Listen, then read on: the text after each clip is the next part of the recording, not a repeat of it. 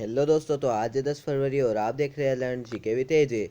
तो दोस्तों, आज के इस वीडियो में हम बात करने वाले हैं करंट अफेयर्स के उस क्वेश्चंस के बारे में। तो चलिए ज़्यादा टाइम वेस्ट ना करते इसे वीडियो की तरफ चलते हैं। दोस्तों, आज की इस वीडियो में हम जिन भी क्वेश्चंस के बारे में बात करेंगे उससे कॉम्पिटिशन एग्जाम के पॉइंट ऑफ व्यू से बहुत इंपॉर्टेंट क्वेश्चन हो सकते हैं, तो आप एक भी क्वेश्चन मिस मत कीजिएगा। दोस्तों, हमारे क्वेश्चन रिलेटेड इंपॉर्टेंट फैक्ट्स भी आपको बताएंगे, तो आप उनको भी अच्छे से याद करिएगा क्योंकि वो भी बहुत इंपॉर्टेंट होते हैं। दोस्तों, इसके साथ साथ हम आपको हमारे प्रीवियस डे के रिवीजन भी कराएंगे, यानी जो हमने कल आपको करंट अफेयर्स कराए थे उसका भी हम आपको एक क्विक रिवीजन करा देंगे, जो आपके एग्ज़ाम्स की तैयारी के लिए बहुत ही अच्छा होगा। तो चलिए ज़्यादा टाइम वेस्ट नहीं करते, इसी वीडियो की तरफ चलते हैं। दोस्तों, वीडियो शुरू करने से पहले अगर अभी तक आपने मेरे चैनल को लाइक शेयर सब्सक्राइब नहीं किया है तो जल्दी से मेरे चैनल को लाइक शेयर सब्सक्राइब करके बेल आइकन को प्रेस करना ना भूलें, ताकि हमारे हर वीडियो के अपडेट्स आपको सबसे पहले मिल सके। दोस्तों, एक और इम्पोर्टेंट इन्फॉर्मेशन मैं आपको दे देना चाहता हूँ। दोस्तों, आप हमारे चैनल से यूपीएससी, एसएससी, बैंकिंग, रेलवे और सीजीएल दोस्तों ऐसे ढेर सारे एग्ज़ाम्स की तैयारी आप कल से एक चैनल के थ्रू कर सकते हैं। तो चैनल को अभी से सब्सक्राइब करके रख लीजिए। दोस्तों, एक और इम्पोर्टेंट बात, अगर आप में से किसी को भी सोलर पावर प्लांट के रिगार्डिंग कुछ भी क्वेरी हो तो आप स्क्रीन पे दिए फ़ोन नंबर पे कॉल कर सकते हैं। दोस्तों, आप हमें ईमेल भी कर सकते हैं और आपको हमने हमारी वेबसाइट की लिंक भी दे दी है, जहाँ पे जाके आप हमारे बारे में और भी जान सकते हैं। दोस्तों, आप अपने घर पे, स्कूल में, हॉस्पिटल्स में, फैक्ट्रीज़ में, इंडस्ट्रीज़ में या फिर कहीं पे भी सोलर पावर प्लांट लगवा सकते हैं। तो चलिए हमारा आज का वीडियो शुरू करते हैं। दोस्तों, सबसे पहले हमने आपको बताया था हम आपका कल का रिवीजन करेंगे। तो दोस्तों, फर्स्ट क्वेश्चन है, किस अधर्म दर्द सैनिक बल के विशेष जंगल युद्ध कमांडो फोर्स कोबरा में पहली बार महिलाओं की एक टीम को शामिल किया गया है? तो दोस्तों, सीआरपीएफ अर्ध सैनिक बल के विशेष जंगल युद्ध कमांडो फोर्स कोबरा में पहली बार महिलाओं को शामिल किया गया है। नेक्स्ट क्वेश्चन, सरकार के आंकड़ों के अनुसार प्रधानमंत्री मातृ वंदना योजना पीएमएमवीवाई के तहत वित्तीय वर्ष 2020 तक 1.75 करोड़ से अधिक महिलाओं को कवर किया गया। यह किस मंत्रालय की योजना है? तो यह महिला और बाल विकास मंत्रालय की योजना है। नेक्स्ट क्वेश्चन, हाल ही में किस डिजिटल भुगतान समाधान कंपनी ने 1 अप्रैल 2021 से भारत में सभी घरेलू भुगतान सेवाओं को बंद करने की घोषणा की है? तो पेपल ने की है। दुनिया भर के टीकों को वितरित करने के लिए यूनिसेफ ने हाल ही में किस भारतीय कंपनी के साथ समझौता किया है? तो सीरम इंस्टीट्यूट ऑफ इंडिया के लिए। सूचना और प्रसारण मंत्रालय ने आकाशवाणी संगीत सम्मेलन का नाम बदलकर क्या रखा है? तो पंडित भीमसेन जोशी संगीत सम्मेलन। किस देश ने हाल ही में प्राउड बॉयज संगठन को आतंकवादी समूह घोषित किया है? कनाडा ने। नेक्स्ट क्वेश्चन, 2012 में सबसे अधिक उम्र में ऑस्कर जीतने वाले किस अभिनेता ने हाल ही में निधन हो गया है? तो दोस्तों, 2012 में सबसे अधिक उम्र में ऑस्कर जीतने वाले क्रिस्टोफर प्लमर का अभी हाल ही में निधन हो गया है। हमारा नेक्स्ट क्वेश्चन है, अमेरिका के किस प्रांत की असेंबली ने हर साल 5 फरवरी को कश्मीरी अमेरिकी दिवस मनाने का प्रस्ताव पारित किया है? तो न्यूयॉर्क स्टेट असेंबली ने। नेक्स्ट क्वेश्चन, मुख्यमंत्री विज्ञान प्रतिभा परीक्षा योजना किस राज्य में शुरू किया गया है? तो दिल्ली में। हमारा नेक्स्ट और लास्ट क्वेश्चन है, पीएम मोदी ने हाल ही में किस राज्य में राजमार्गों तथा प्रमुख जिला सड़कों के निर्माण के लिए एक कार्यक्रम असोम माला परियोजना का शुभारंभ किया है? तो असम राज्य में। अब दोस्तों, यहाँ से हमारा ये रिवीजन कल का ख़त्म होता है और हम हमारे आज के जो करंट अफेयर है उसकी तरफ बढ़ते हैं। हमारा फर्स्ट क्वेश्चन है, 7 फरवरी 2021 को भारत के किस दिग्गज खिलाड़ी अख्तर अली का निधन हो गया है? उनका संबंध किस खेल से था? तो दोस्तों, 7 फरवरी 2021 को भारत के दिग्गज खिलाड़ी अख्तर अली का निधन हो गया है, उनका संबंध टेनिस से था। तो हमारा डी ऑप्शन सही है। तो चलिए दोस्तों, इसके अचीवमेंट जानते हैं। वे 1958 से 1964 तक इंडियन डेविस कप टीम के सदस्य रहे। कोलकाता के निवासी अख्तर अली 1966 से 1993 तक टेनिस की नेशनल टीम के कोच रहे। इसके अलावा वे अच्छे स्क्वैश खिलाड़ी भी थे। 1968 में उन्होंने नेशनल स्क्वैश चैंपियनशिप जीती थी। वे लिएंडर पेस, विजय अमृतराज, आनंद अमृतराज, रमेश कृष्णन, एनरिको पिरपेनोर और सोमदेव देववर्मन जैसे दिग्गज टेनिस खिलाड़ी के कोच भी रहे हैं। 2000 ईस्वी में टेनिस में उनके योगदान के लिए अर्जुन अवार्ड भी मिला है। तो चलिए दोस्तों हमारे नेक्स्ट क्वेश्चन तक बढ़ते हैं। नेक्स्ट क्वेश्चन है, विश्व व्यापार संगठन WTO की महानिदेशक बनने वाले प्रथम महिला कौन बनी है? तो दोस्तों विश्व व्यापार संगठन WTO की महानिदेशक बनने वाली प्रथम महिला नगोजी ओकोंजा इविला बनी है। तो हमारा ए ऑप्शन सही है। तो चलिए दोस्तों इसके अचेंटमेंट जानते हैं। दोस्तों नागोजी नाइजीरिया की अर्थशास्त्री और पूर्व वित्त मंत्री है। वह रॉबर्ट अजेवेदो की जगह लेगी, जिन्होंने 21 अगस्त 2020 को पद छोड़ दिया था। नगोजी विश्व विकास संगठन की महानिदेशक बनने वाली 7वीं हस्ती है। अब दोस्तों इसमें WTO की बात हो रही है क्वेश्चन में, वर्ल्ड ट्रेड ऑर्गेनाइजेशन, विश्व व्यापार संगठन। तो अब इसके बारे में थोड़ा जानें। इसकी स्थापना हुई थी 1 जनवरी 1995 में। मुख्यालय है जिनेवा स्विट्ज़रलैंड में। वर्तमान महानिदेशक है नगोजी ओकोंजा इविला। सदस्य देश है 164 और आधिकारिक भाषा है अंग्रेजी, फ्रेंच और स्पेनिश। तो चलिए दोस्तों हमारे नेक्स्ट क्वेश्चन में बढ़ते हैं। हमारा नेक्स्ट क्वेश्चन है, किस देश की सरकार ने हाल ही में दुनिया के सबसे बड़े अपतटीय पवन ऊर्जा संयंत्र ऑफशोर विंड फार्म स्थापित करने को मंजूरी दी है? तो दोस्तों दक्षिण कोरिया देश ने हाल ही में दुनिया के सबसे बड़े अपतटीय पवन ऊर्जा संयंत्र ऑफशोर विंड फार्म स्थापित करने को मंजूरी दी है।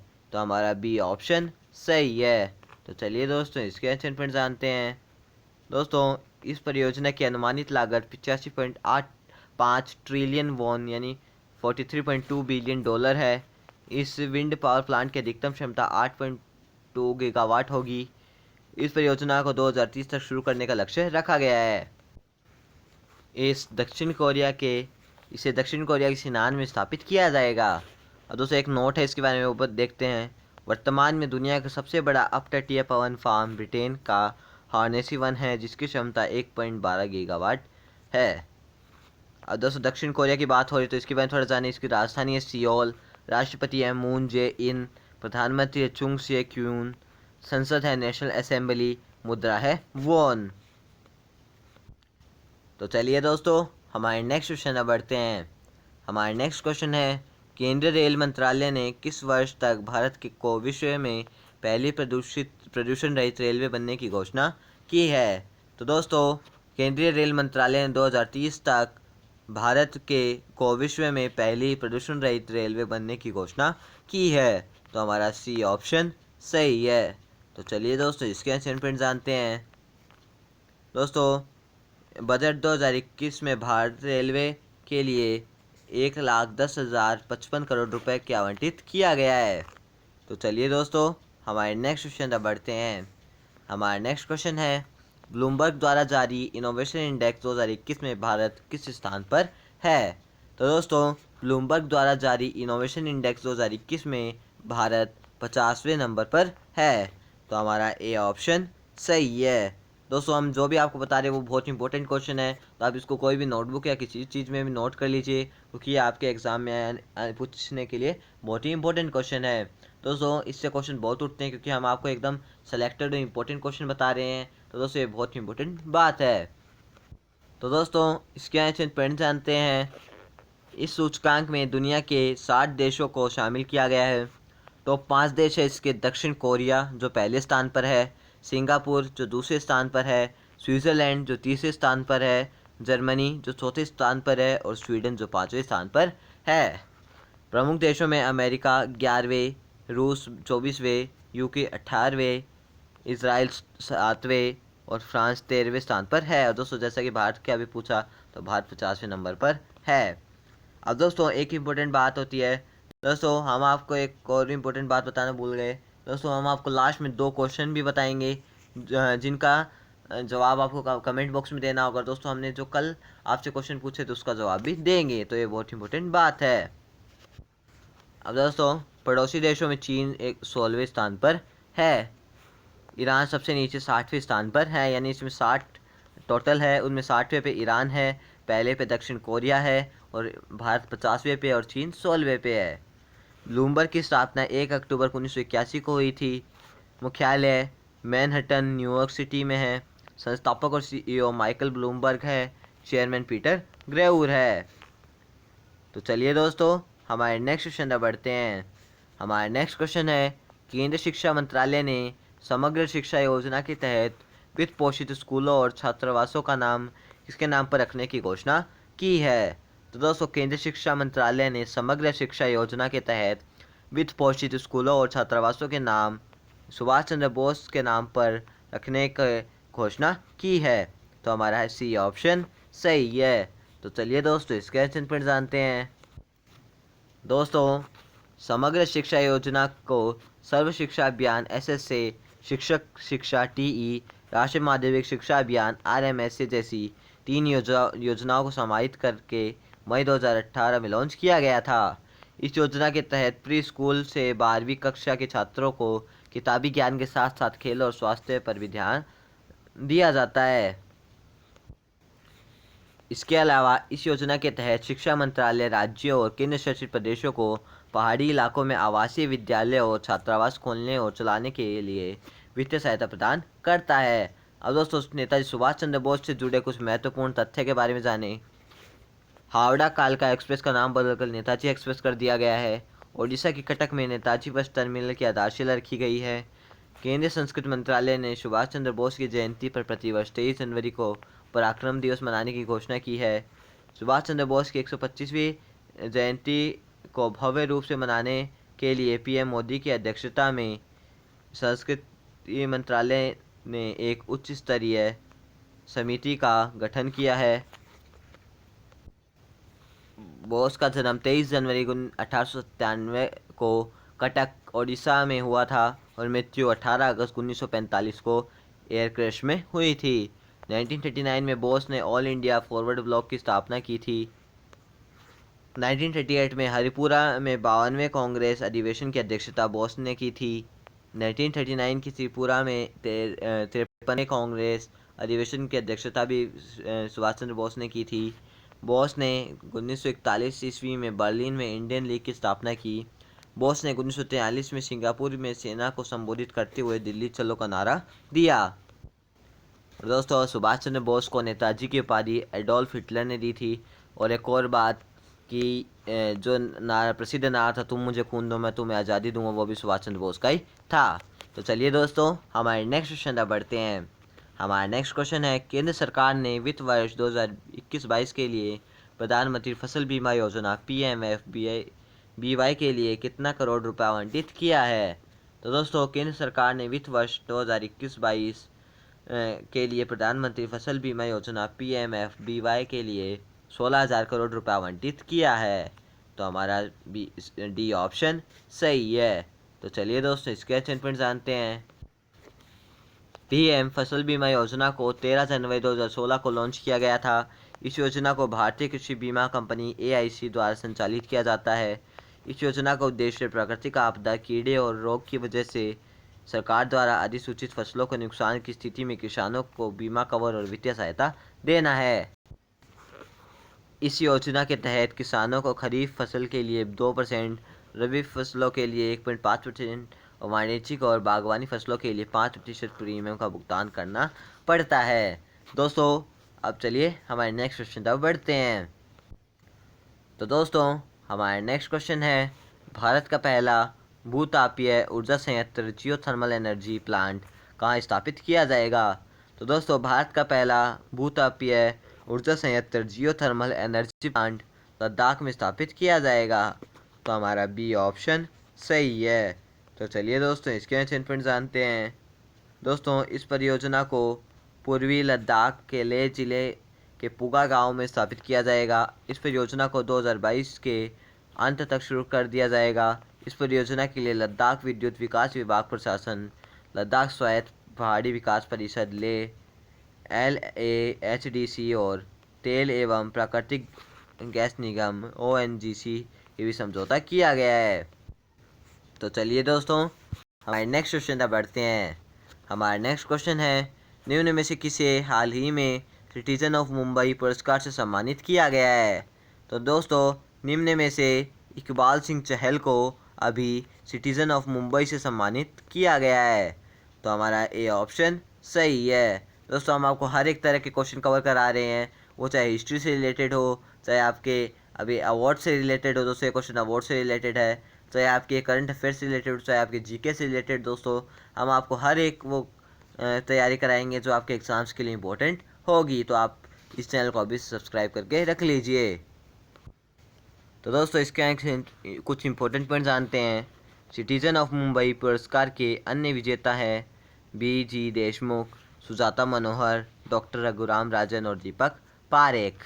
दोस्तों इसके एक नोट है, ये जानते हैं इकबाल सिंह चहल को सितंबर 2020 में भारतीय नौकरशाह श्रेणी में Indo American chamber of commerce IACC द्वारा शीर्ष कोविड क्रूसेडर अवार्ड 2020 से भी सम्मानित किया गया था। अब दोस्तों हमारे नेक्स्ट और लास्ट क्वेश्चन तक बढ़ते हैं। हमारा नेक्स्ट क्वेश्चन है, लद्दाख में आयोजित 13वें CEC आइस हॉकी चैंपियनशिप 2021 का पुरुष श्रेणी का खिताब किसने जीता है? तो दोस्तों लद्दाख में आयोजित 13वें CEC आइस हॉकी चैंपियनशिप 2021 में पुरुष श्रेणी का खिताब ड्रॉस रेड ने जीता है। तो हमारा B ऑप्शन सही है। तो चलिए दोस्तों इसके आंसर पॉइंट जानते हैं।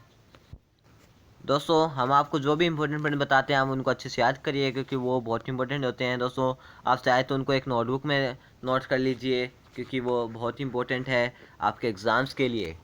तो दोस्तों फाइनल में ड्रॉस रेड को ने चिकटन को हराया है। महिला श्रेणी में चिकटन की टीम ने वाखा मुलबे क्लब को हराकर यह खिताब जीता है। दोस्तों इसके बारे में भी एक नोट है, तो वो देखते हैं। पहली बार चिकटन की महिला टीम ने इस चैंपियनशिप में हिस्सा लिया है और जीता भी है। दोस्तों अब हमने आपको बताया था कि हम यहाँ पे करंट अफेयर्स कंप्लीट कराने के बाद आपको पहले पिछले क्विज में हमने जो आपसे क्वेश्चन पूछा था पिछले वीडियो में उसका आंसर बताएंगे। उसके बाद हम आपसे आज भी क्वेश्चन पूछेंगे। तो दोस्तों अब उसका सिलसिला ज़रूर करते हैं। तो दोस्तों हमारा फर्स्ट क्वेश्चन था, कुवैत में आयोजित प्रथम ऑनलाइन एशियाई शूटिंग चैंपियनशिप 2021 में कियान चेनाई ने किस खेल में स्वर्ण पदक जीता है? तो दोस्तों हमारा सही आंसर है पुरुष ट्रैप में। हमारा सेकंड क्वेश्चन था, कुवैत में आयोजित प्रथम ऑनलाइन एशियाई शूटिंग चैंपियनशिप 2021 में भारत ने कुल कितने पदक जीते हैं? तो दोस्तों इसमें भारत ने 11 पदक जीते हैं। तो हमारा C ऑप्शन सही है। अब दोस्तों हमने कल के जो हमने आपसे क्वेश्चन पूछे थे वो पूरे हमने 2 क्वेश्चन आपसे पूछे थे कल के लिए, तो दोस्तों वो हमने उसका आंसर हमने आपको बता दिया। और अब हम आपसे आज का क्वेश्चन पूछते हैं। तो दोस्तों आज की क्विज का पहला क्वेश्चन है हमारा, स्तनधारी जीव के शरीर में यूरिया कहाँ बनता है? तो दोस्तों ये आपके 4 का ऑप्शन है, A वृक्क, B अग्नाशय, C यकृत और D छोटी आंत। अब दोस्तों अगर आपको इनमें से किसी का भी आंसर पता है तो दोस्तों आप इसको कमेंट में ज़रूर बताइएगा। और दोस्तों हमारा सेकंड क्वेश्चन था, पक्षियों का अध्ययन क्या कहलाता है? तो दोस्तों हमारे ऑप्शंस हैं, A ornithology, B sericulture, C pisciculture और D एंथोलॉजी।